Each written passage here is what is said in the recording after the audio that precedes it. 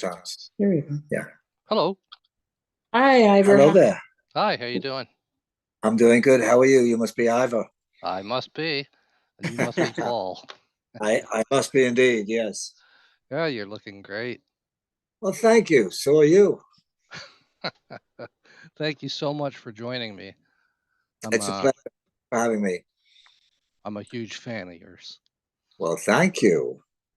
I've been listening to your music since I was very young. So and I want to congratulate you first off over everything on coming through your health scare. Thank you.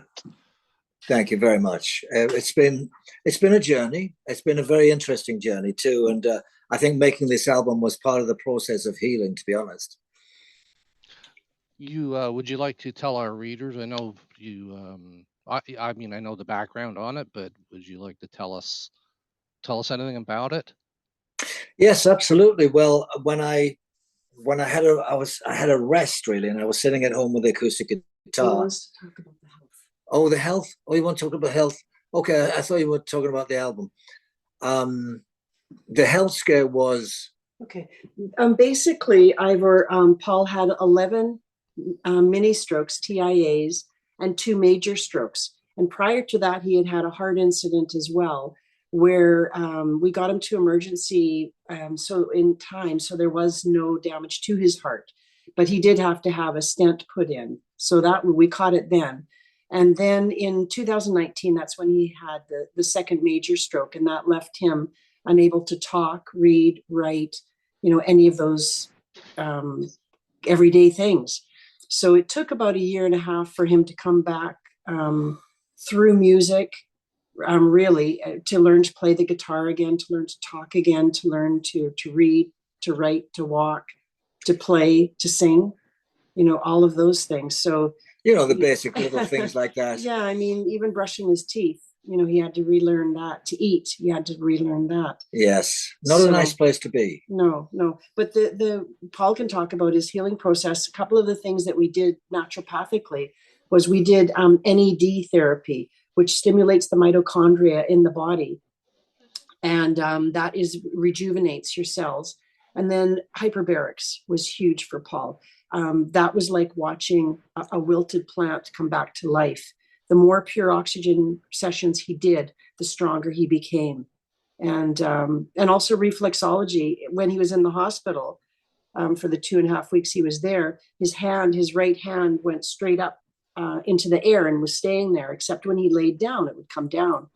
So I brought in a reflexologist, and she did one treatment on him, and the arm came down and remained down. Yeah, well, I volunteered for so many things. I had to stop doing that, so they got the hand to come down, the arm to come down. So I bought a lot of things at auctions and all that. Oh yes, so and I had to stop. So yeah, it was a bit of a journey, and I had to keep a sense of humor about it. But I do a lot of meditation, and I knew who I was inside. The fact is that you can't really express yourself, and I really understand how people feel now that have had a stroke and really can't express themselves. Because a couple of years back, actually probably many years ago, I was asked to play with the Four Tops at their 50th celebration, and they had a replacement singer who was really good, but nobody is Levi, and Levi was present. He was in a wheelchair at that time because he had a stroke, and I performed with the Four Tops, and they came out, and so I turned around, they came out. The manager said they might come out, they might not. So I wasn't really sure whether they would or not. So anyway, the band is playing. We were doing "We Need More Love" music, and anyway, the band came out. And they turned me back because I was so surprised. I turned around to greet them, right? And they said, "No, you're the front man." So they pushed me back in the front, and there I was with the big band with the Four Tops behind me, and I was the lead singer. It was just amazing. But anyway, I found myself at the after party, standing beside Levi, who was sitting in a wheelchair at that time, and he was not talking. He wasn't able to speak, and I didn't understand what that felt like at that time. I do now, but And I looked at him and he looked at me and I thought, well, I should say something. I mean, what do you say? And so I just started to sing one of the songs that he had covered. And I went, the long and winding road that leads to your door. And I sang that, because I said, and his eyes lit up. It was lovely. And I said to him, you did a version of that, didn't you, you guys? And he said, he sort of nodded and indicated that I should continue singing, which was like, a great moment for me. But anyway, I now understand how, a stroke can take a lot of people.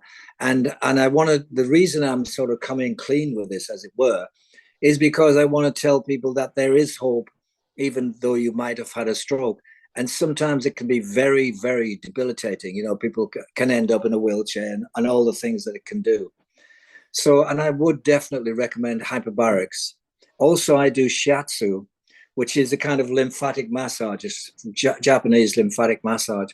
And lymphatic generally is very, very good because there's a system in your body that is cleansing you all the time of all the toxics that you build up in your system. But it needs movement. It has to be moved. It's not like a heartbeat. The heartbeat has a system that, beats and circulates throughout the body. But the lymphatic system is a kind of, what would you say, a passive system that needs movement. So you have to do the movements. Qigong is very good. It's a kind of moving meditation. And in that movement, you engage your lymphatic system. So all of the above and lots of alternative and good food and all that kind of thing. It's and amazing. The music. Go, please. No, please continue. No. I'll stop there and let you take a breath. But the music was a big part of the healing process too. He did have an endarterectomy too, where they clamped off his left carotid artery. Yep. Because that was the one that was blocked. It was 95% blocked. So they clamped that off. And the doctors did tell him that, there's a chance you may not come out of this surgery. Well, they have to do that. It's their fiduciary duty to tell you what the risks are. But they didn't tell me until the last minute. And Cynthia had got me all ready for this operation. And we're sitting there. And he goes, well, I have to tell you also, you may not come back from this. That's one of the things you have to deal with.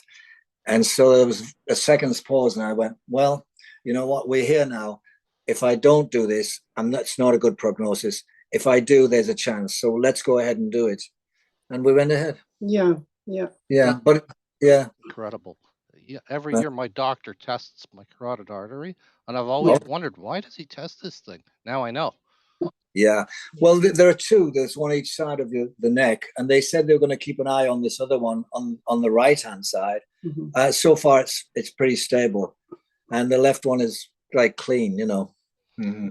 And this all started for you in 2016? Well, Cynthia knows the dates. Yeah, the heart incident was 2016. He was saying that he wasn't feeling very well. And he said, I think I've got acid reflux. I'm going to go lay down. Yeah. And I said, no, it's not acid reflux. If you lay down and it goes away, it subsides. That's your heart. And I know his family history. So I called our naturopath, Dr. Johnson, and told him what Paul was experiencing. He said, take him to emergency right away. So we were in California. So we took him to emergency, and him being, the sweet man he is, he's talking to the typical guy, you mean? The receptionist. He's like, hi, love, how are you? And she goes, hi. And I'm standing behind him, motioning to his heart, like it's his heart. She goes, let's get you in right away. So they did. And they gave him some drugs because they knew he was going into cardiac arrest. Mm. And the doctor came in and said, how are you feeling? And he said, well, I feel pretty good. I'm probably ready to go. And the doctor said, okay, well, by law, I can't make you stay. However, I guarantee you that no matter how close you are parked to the entrance to the hospital, you are going to have the mother of all heart attacks. It's called the widowmaker. And that's what your body was moving towards when you came in. You came here with maximum 10 minutes to spare. He said, right now, there's no damage to your heart. So, and Paul said, well, then I guess I'll be staying in. Wow. I mean, it's scaring me now, even talking about it, because I did. I was like, Yeah. really? I did? Yeah. Yeah, I suppose that was what was going on. So we just deal with it as it comes along, don't you? Yeah. I mean, but I was ready to check out because I said to the doctor, hey, I feel okay now. I'll just check out. I'm good now. I'll see you later, And he said, no, you probably won't make it to wherever your car is parked. No. And then with the two major strokes, one, we didn't realize it was a major stroke, and he was having TIAs, and we didn't know what they were. I've got a headache, or my vision's blurred, and they're very mild, very sneaky. But the second one, definitely, we were at the hospital because something wasn't quite right, and he was talking to me, and he went from, well, do you and lost his language. And so I just looked at him, and he looked at me, and his eyes just told the whole story. And I said, well, I thought, what the heck did I just say? Yeah. I wanted to say, like, could you pass me a tissue or something simple like that? And it came out really weird, and it was very strange. Yeah. So I looked at Paul, and I could see his eyes. He was very confused. So I said, you know what? I think you just need to rest. I think if you just lie down and rest, you'll feel a lot better. And I must make a point there, because I think that's very important for anybody looking after somebody. If you panic at that point, you could maybe lock that in.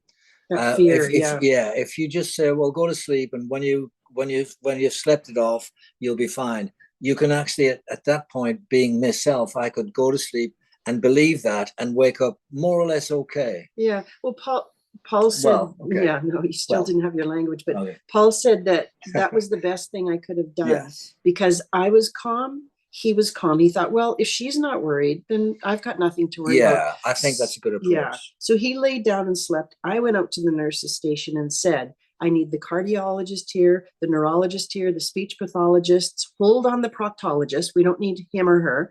I said, but I need the ologists here, and I need them here now because he is stroking.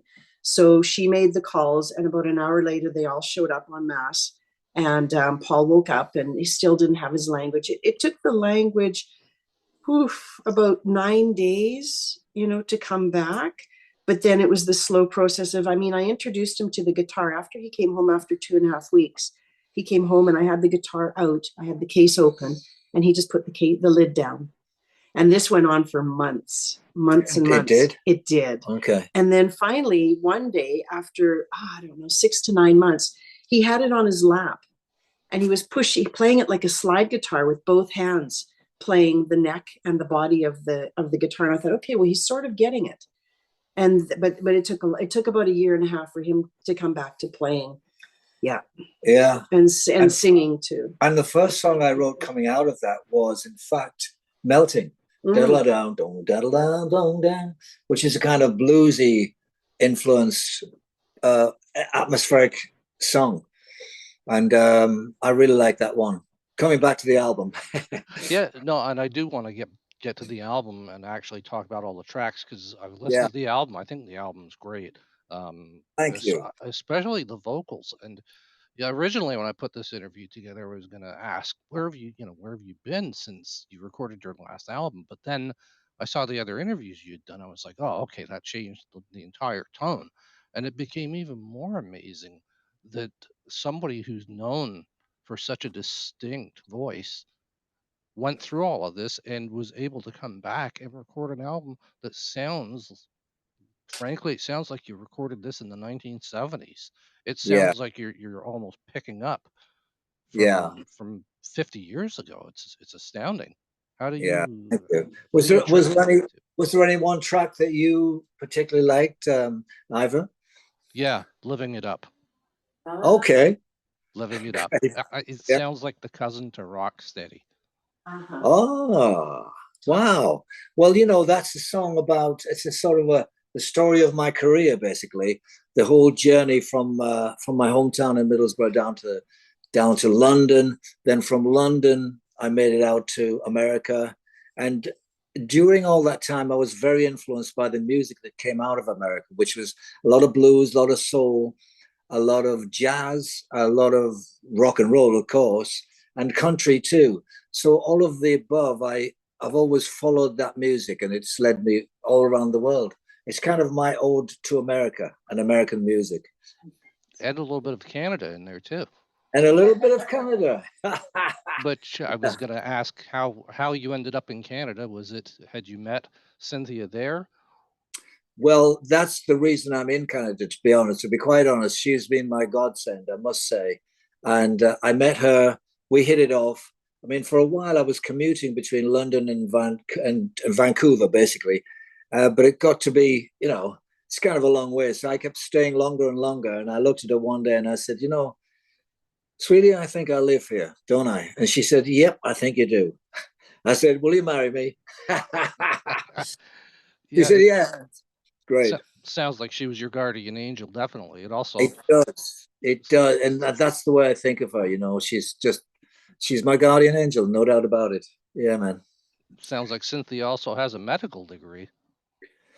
Well, she does. She's a fitness expert. And so she knows a lot about the physical movement of the body. And I can take her to the gym and she can tell me how to work out and what the correct way of lifting and moving and doing all this kind of stuff is. So I always check with her if I try something new, and she'll usually tell me, oh, do it like this way, do it like that, and it's amazing. She's amazing. You are. You're more than welcome to get in the frame, Cynthia, because at this point Yeah, I would say no Cynthia, no Paul. I know. Well, it's true. That's very true. So Yeah. on behalf of music fans everywhere, I've got to thank you for that. And you mentioned that you're sort of coming clean. Did you have to keep this hidden? I think if this app started in 2016, in 2017 you were doing the Free Spirit tour. I think you were touring with Jeff Beck in 2018. So this Yeah. was like right in the middle. Well, it didn't really affect my performance in any way. I didn't really realize I was in any way sick or had anything to recover from. It's only when it hit me hard that I knew, okay. Well, that was the heart incident in 2016. Yeah. And then the strokes were intermittent. The TIAs were intermittent. But once he had that major one, that shut him down. That put a full stop to everything, didn't it? Yeah. But it was amazing with his heart, with the operation to have a stent put in. He was up and walking, the next day. It was incredible. Yeah. And again, hyperbarics really helped there. Yeah. Yeah. That is an incredible story. But the one thing that Paul didn't want, like the reason we didn't come out with this before the album was released, because he didn't want pity. He didn't want, people to feel sorry for him. So he wanted to come from a point of strength. A position of strength. Yeah. Position of strength. Yeah. See, I wanted to get back in the studio. And the first song I did actually with the guys was Coming Home. And it felt so good, I got to tell you, to do a brand new song. I had the band in the cans. I could see them. I could see the drummer, Rick Feddick. I could see the bass player, Todd Ronning. I could see the guitarist, Ray Roper. And we could all see each other, eyeball each other, as it were. And we were doing this very powerful song, Coming Home. And it just felt so very good to be back on track. And Coming Home, actually, I should say, is a dedicated to the firefighters and first responders, the doctors and nurses who keep us safe to do our business, and go around living our life in security. So it's a thank you to them. No, I thought it was a thank you to Cynthia. Well, I know. I believe Safe from the Storm was one of the lyrics in it. Yeah, well, yeah, probably that's an element too. Yes, indeed. Yeah. And I definitely the first thing I did actually was listen to the album. Well, when I saw this email come in, I was like, yeah, great. Let's hear the new Paul Rodgers. And I thought, wow, how does this guy record an album? And it sounds like, no change. I mean, everybody's vocals start to, they start to deteriorate after a little bit. And, yours are just as strong as they've ever been. And Well, then I found out about all your medical issues. I was like, wow. oh, thank you, Ivor. I mean, we've all got our challenges, and this is part of life's sweet pattern, I guess, and we're given challenges, and it's up to us whether they knock us out or whether we come back from them. And I think you can come back stronger if you believe, basically. Yeah. I think too, Ivor, when we toured, we would only do maybe 30 to 50 shows a year. So that really preserved Paul's voice. Yeah. And then having all that time off, it helped his voice. And I think part of the freshness of the album could be due to the fact that he came back to music. It was all new to him. Like picking up the guitar was new. He was relearning all of these things. And I think that there might be some of that reflected in the album. Yeah.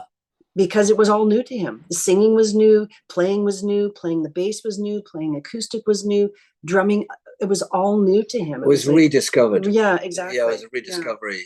Yeah, and it was a great experience, actually. And Cynthia, again, was marvelous, because about halfway through, I got a little tired, and she picked it up and ran with it. We did the basic tracks, the bed tracks, down at Ray Roper's studio, just with the four of us, the four members of the band. And we put Chuck Leavell on as well. He's from the Rolling Stones and the Allman Brothers. I know Chuck. Yeah, he's a great guy. He is. And we did a show together just recently at the Country Awards. Yeah, with Gary Rossington. Yeah, well, it was a tribute to Gary Rossington, who sadly we've lost now, because he was with Lynyrd Skynyrd, as I'm sure you know. Oh yeah. But so Chuck was great on the keyboard, and we put Keith Scott on there. Well, what we did in Peachland at Ray's Studios, we had Chuck Leavell, we had Jimmy Mattingly from Garth Brooks' band on violin and viola. Yeah. We added Johnny Fiera from Colin James' band on sax at the end of Coming Home. Yeah, just a touch of sax. It was great. Yeah. And then we added Leslie Page. So we had the tracks about 3/4 complete. Yeah. And we just needed some gold dust. Yeah. Enter Bob Rock. Yeah. Plenty of gold dust. Yeah. Yeah. And Bob was fantastic. It was so helpful. And he played acoustic on one of the tracks on Forest Shooter, I believe, yes. And he had some great, production ideas. Well, and he brought in Keith.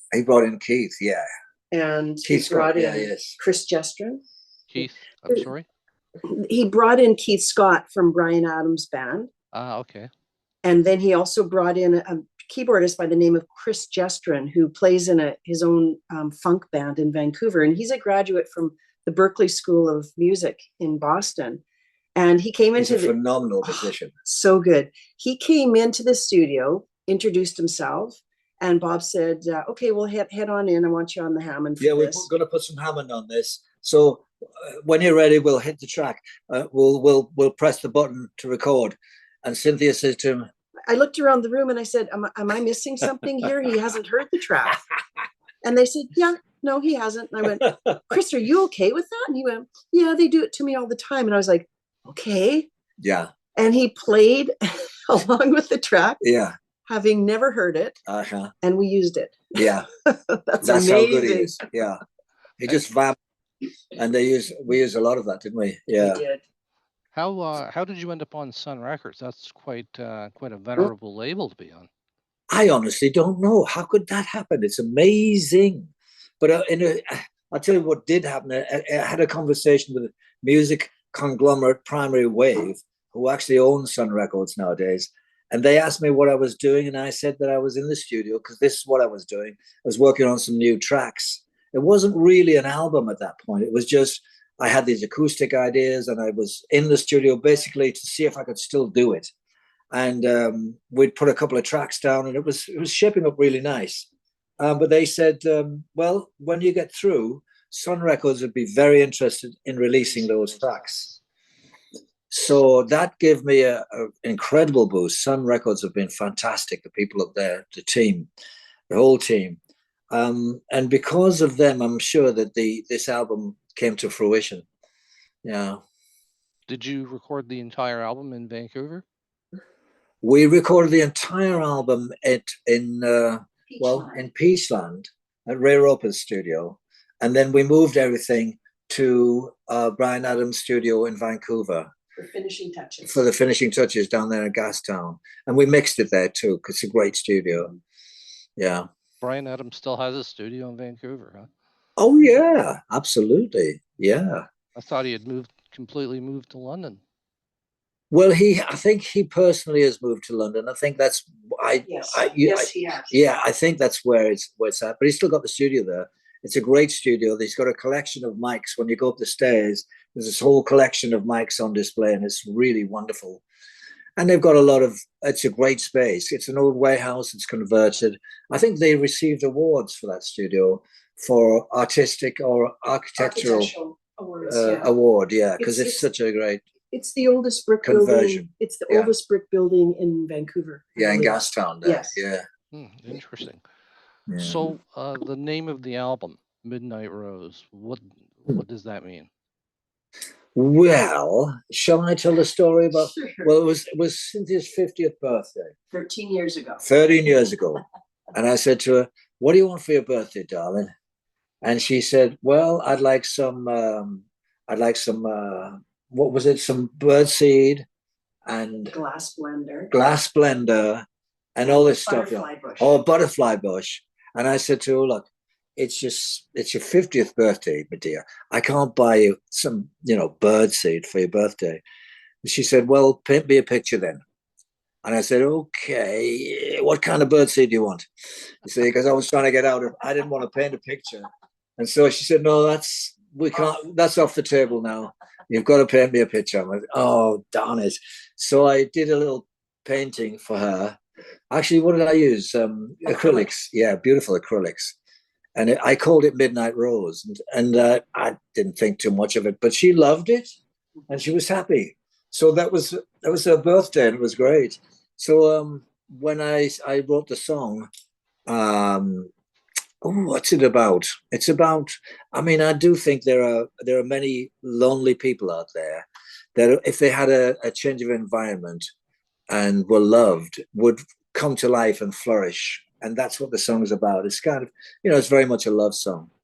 So we call the track Midnight Rose, and that became the album title. Because I when we were thinking of album titles, I always said, well, in the past I've always just chosen a track and had that represent the whole album, basically. So it's so that's what we did. Yeah. Okay. Photo shooter, what's that about? Photo shooter is a news person and photographer who can be wherever the action is. It can be anything that draws a crowd. It could be a catwalk, a fashion catwalk. It could be, anything. You could put the photo shooter right there, and it's all about a border skirmish, night patrol, freedom fighters stand and fall. Now that's been going on for years. That line in that song has been going on for years. You see it everywhere.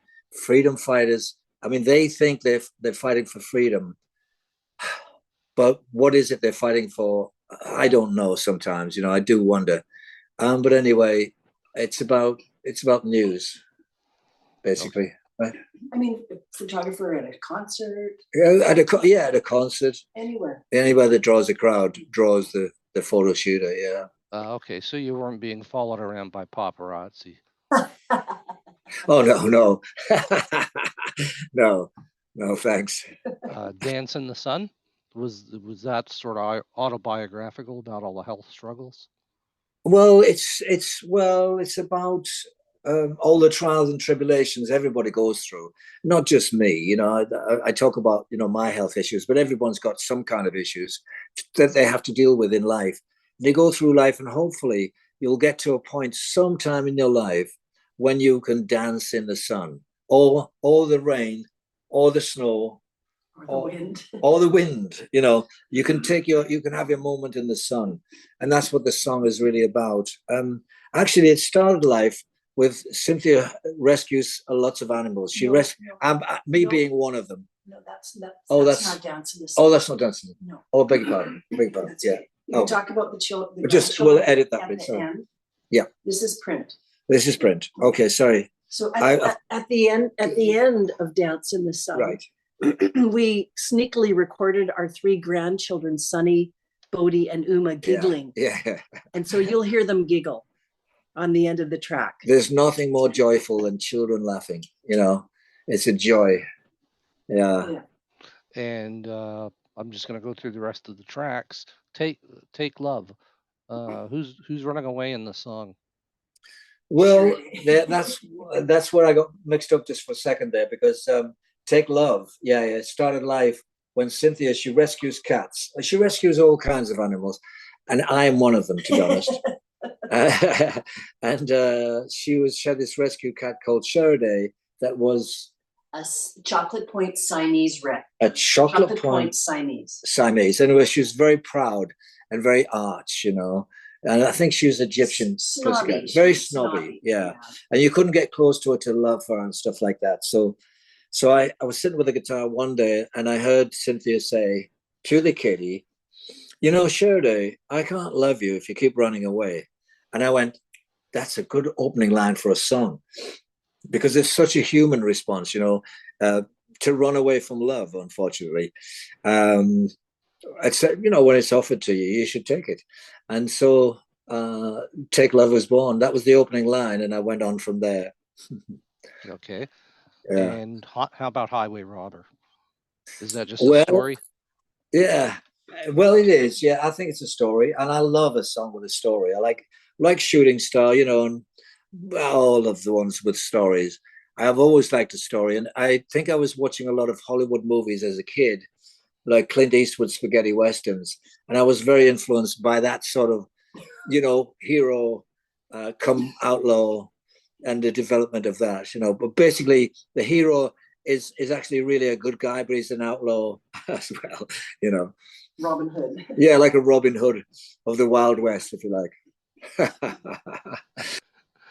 And one question I have that's a little bit kind of off topic, but not really. You used to open for Led Zeppelin. Did you take any influences away from that? I don't think I ever opened for Led Zeppelin, to be honest.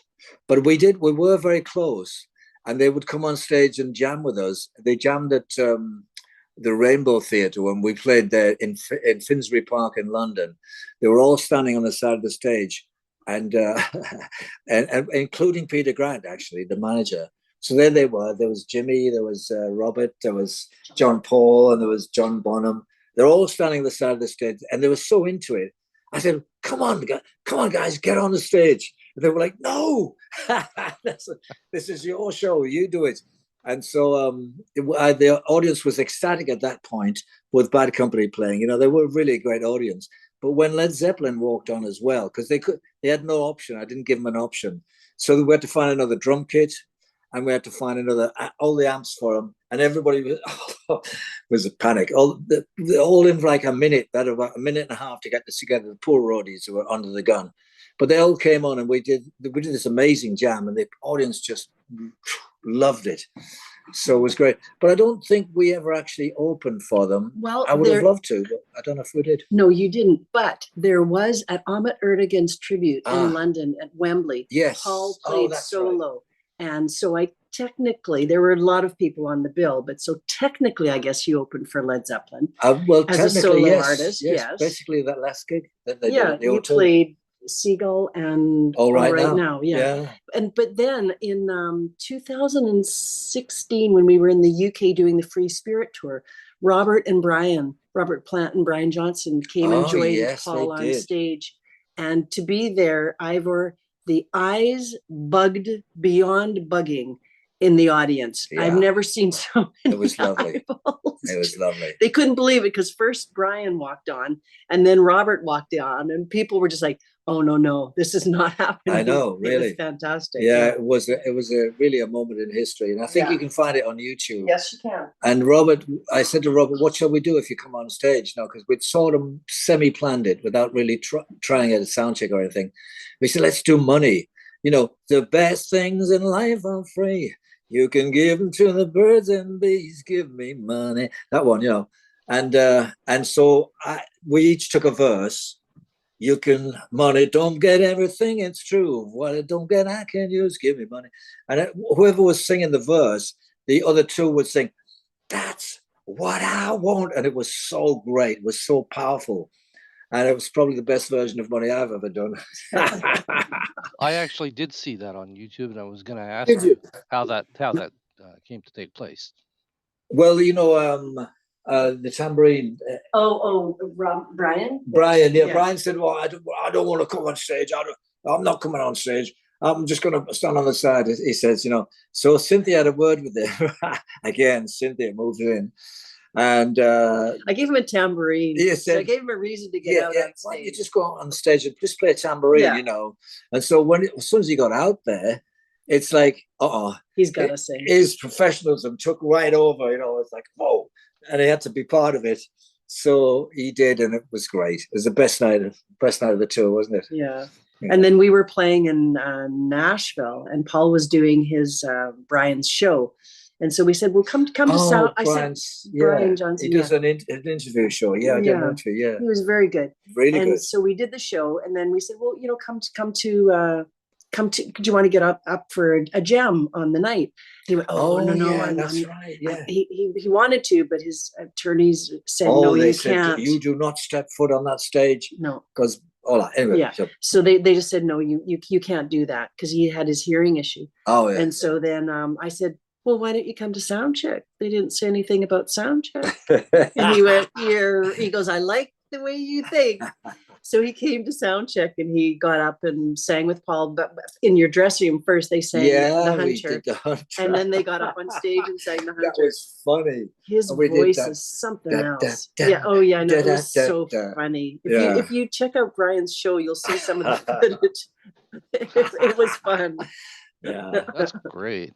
I would love to get you in the frame, Cynthia, because honestly, you are as much a part of this story as Paul. I know. She's more of the part. Hello. She's the devil in disguise. Nice, well, she's nice to see She's the angel in disguise, actually. That's great. You know, again, congratulations on such a terrific sounding album.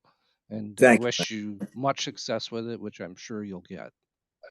Thank you very much. Yeah. It's being really well received, very well received. And we hope it uplifts people and gives them a positive vibration, I guess. Yeah. Yeah, definitely. Well, there's a lot of people of my age that are, you know, wishing that there were more music like this being made today. Nobody's really making this kind of music. And then, you know, every once in a while you get a gem. Yeah. Well, thank you. You know, the thing is, all the people I work with, they don't know how to make music any other way, to be honest, because everything's changed. It's moved on to a digital kind of approach, which is okay. But we kind of did it it was very much old school. Old school. Yeah, that's a good way of putting it. Yeah. So, in a room, 4 to the floor. Yeah. Boom. Yeah, it was good. Was it recorded on tape? Oh, which one? No. The album? Yeah. Oh, I mean, like quarter inch. I tell you the truth, no. Having said all that about digital, we actually, we did find it useful to go on digital, to be honest, in the end. Yeah. But the recording process was very much old school. Yeah. We got a foot in both camps nowadays, you know. Take the best from both. Yes, absolutely. Yes. Yeah. Okay. Well, that's great. I thank you for your time. Thank you for your music. Thank you, Ivor. Wonderful album again. Wonderful. God bless. Take care, both of you. You too. Thank you. Take care. Thank Bye. you. Bye now. Bye-bye. Bye.